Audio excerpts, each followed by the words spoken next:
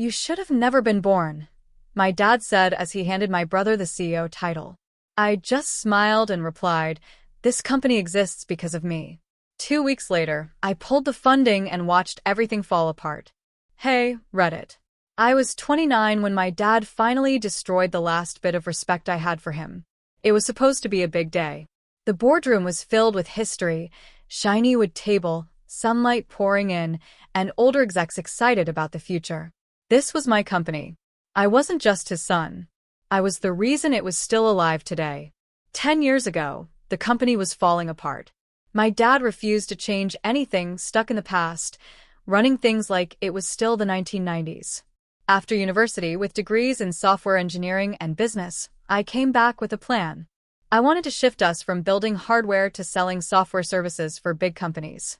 He laughed at me at first, said I was dreaming. But I kept pushing, kept trying, and eventually he said yes.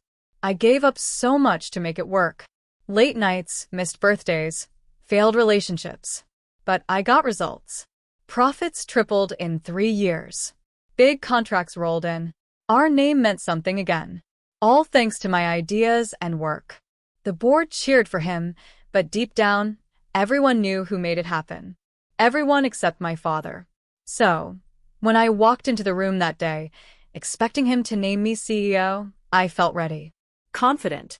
But that feeling vanished when he stood up, put his hand on my brother's shoulder, and said, I'm proud to name Daniel as the next CEO. The room went quiet, shocked. Daniel, the guy who spent 5 years bouncing between failed businesses and beach trips. He came home broke and clueless. He knew nothing about software. Couldn't sit through a meeting without checking his phone. I laughed, thinking it was a joke, until I saw my dad's face. Cold. Serious. Then he said, You should have never been born. You've always been a threat, not a son. You think you built this? You were just a tool. That hurt more than anything. I didn't freak out. I looked around. Some people avoided my eyes. Some looked shocked. Daniel looked awkward, but not enough to say no. I didn't yell. I didn't flip a table. I just smiled, nodded, and walked out. They thought I'd be crushed, that I'd beg to come back. What they didn't know was that I had power. Real power. When the company was almost broke, I brought in outside investors. But I didn't just introduce them, I became one. Through different companies, I gained control of most of the funding keeping us alive. Without that money, they were done. Without me, the company was already dead inside. Then I vanished for 2 weeks. I stayed silent. No calls.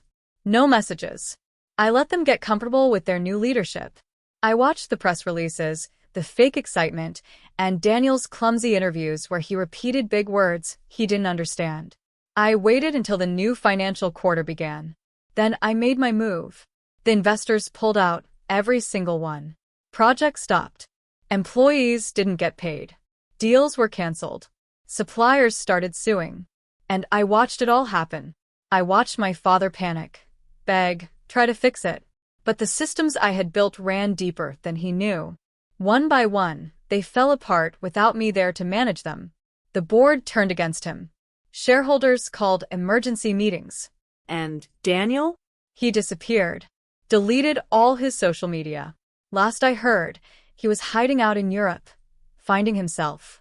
The final hit came when a major client sued for breaking a security rule, a system I had designed, which they messed with without understanding. That lawsuit alone crashed the company's stock. My father was forced to resign in shame. I went to his office the next day.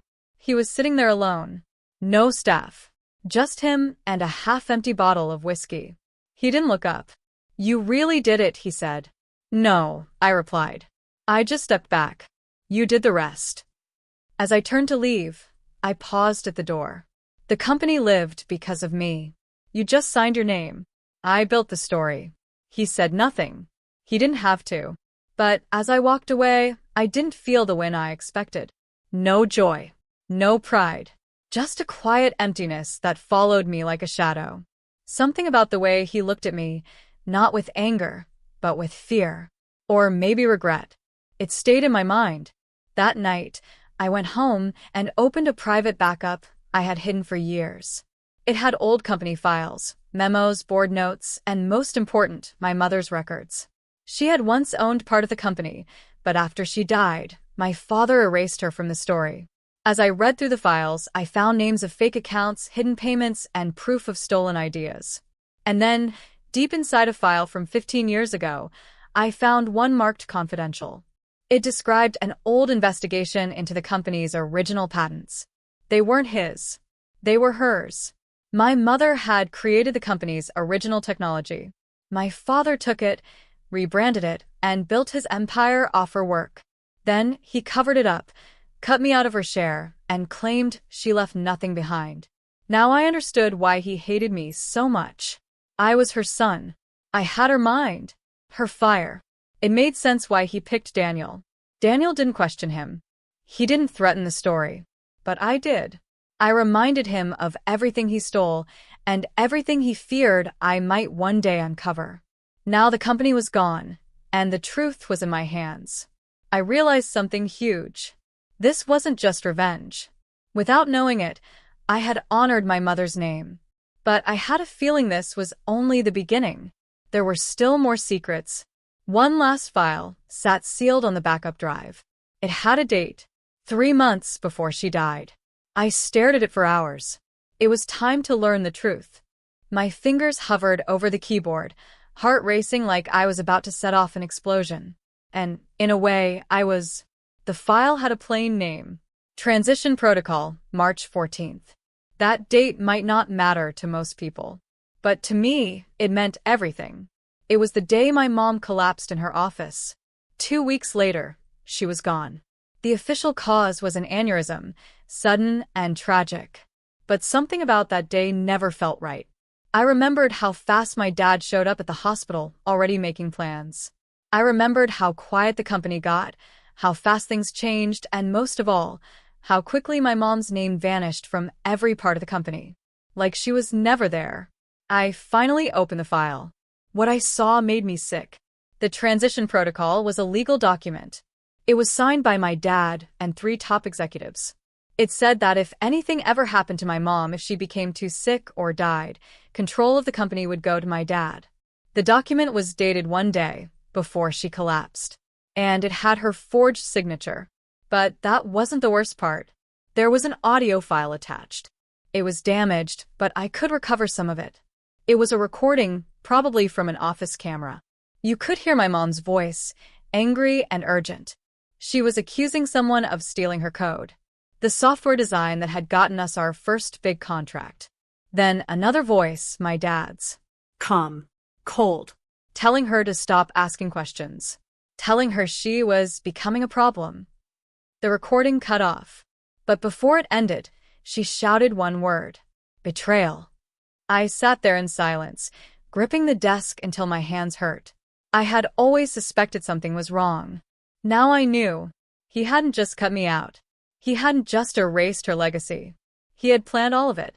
Quietly. Cruelly. My life wasn't built on a proud family business. It was built on a lie. I thought I had torn down a tower of pride. But I had actually destroyed something built on stolen ideas and hidden brilliance. My mom didn't just help build the company. She was the company. Her ideas were in the code, the business plan, the vision. My dad took it all and tried to erase every trace of her.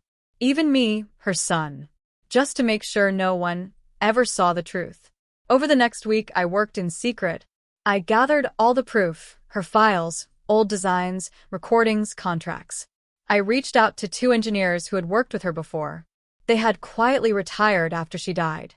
One of them, a kind old man named Isef, cried when I told him who I was. He said she was the smartest leader he'd ever known, that she had fought hard for her ideas, even when the board didn't believe in her. And yes, she had known something was coming. I recorded everything. Then I sued. But not quietly. I went public. I leaked the audio. I posted her original patents. I showed the fake signatures. The tech world exploded. The shareholders who were confused before were now furious. My dad's name was torn apart in the news in less than 2 days. I went to the court hearing in a black suit, no emotion on my face. My dad was there too, pale, empty. He didn't look like the man who used to act like he ruled the world. He looked like someone who had built everything on lies and just watched it all collapse. And I was the one who brought it down. The judge ruled in my favor. The patents, the heart of the company, belonged to my mom. And now, legally, they belong to me. But I didn't stop there. I made sure she got the credit she deserved. Her name was added back as co-founder. Her face now hangs in the company lobby. Her story finally told. The board members who helped cover it up quit in shame. 2 of them were charged with fraud. My father lost everything. He wasn't even allowed to sit on the board. No money. No exit deal. Nothing. I made sure of that. Daniel showed up after everything hit the news. He sent me a long message filled with half apologies and spiritual fluff. I didn't answer. He let himself be used. That was his choice. I didn't need an apology. I needed peace. When it was all over, I walked through the empty executive floor.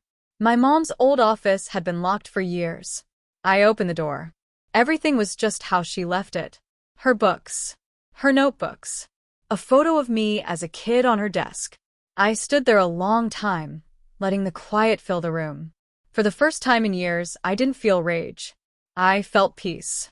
And pride. She wasn't forgotten anymore. She wasn't just a hidden name in a dusty file. She was seen, remembered, respected.